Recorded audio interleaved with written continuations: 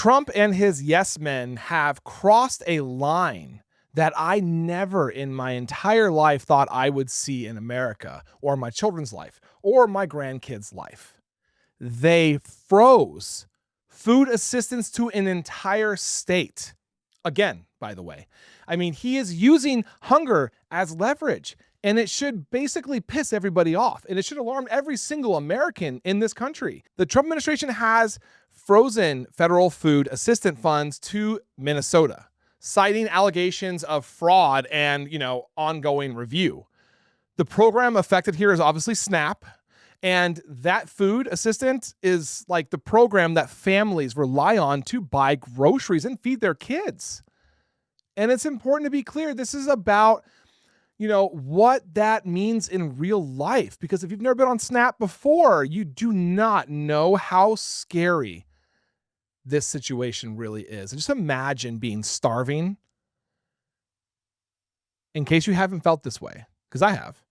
Imagine being starving, but you cannot find food. When SNAP funds are frozen, families don't, just skip dessert, guys. They are skipping entire meals, sometimes entire days without eating. And this decision didn't target one person. It didn't even target one office. It affected the entire state. And that means millions of people, most of whom did absolutely nothing wrong. Now, I want to be absolutely clear, okay? Fraud investigations matter. Right? I mean, if there is wrongdoing, it should be investigated. No one is disputing that fact. But you do not punish millions of people by withholding food while you investigate paperwork. That crosses a massive line. SNAP exists because Congress decided food is a basic, necessity. Let's not forget to mention it's also a basic human right, and it's being used as a political bargaining chip. So when a president shows he is willing to freeze food assistance and starve children to pressure a state, it sends a very terrifying message to the entire country, if not the world, actually. Food can be used as leverage against Americans. Guys, that is not how our country operates, at least not until now. Trump is considering this a new way of governance, okay? But what this is basically collective punishment and nothing else. And once that option is on the table, it doesn't stay isolated. I mean, we've seen this before, guys. This is not the first time food assistance has even been treated this way. During the longest government shutdown in U.S. history, the Trump administration allowed SNAP benefits to lapse. States were, warned they might not be able to feed families. Millions of households were left in limbo. Some states stepped in and tried to help, the residents.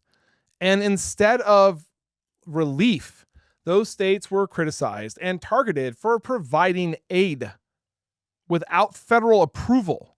That was Trump telling every state, if you do not fall in line, even food can be threatened from your people. So we're seeing that pattern again.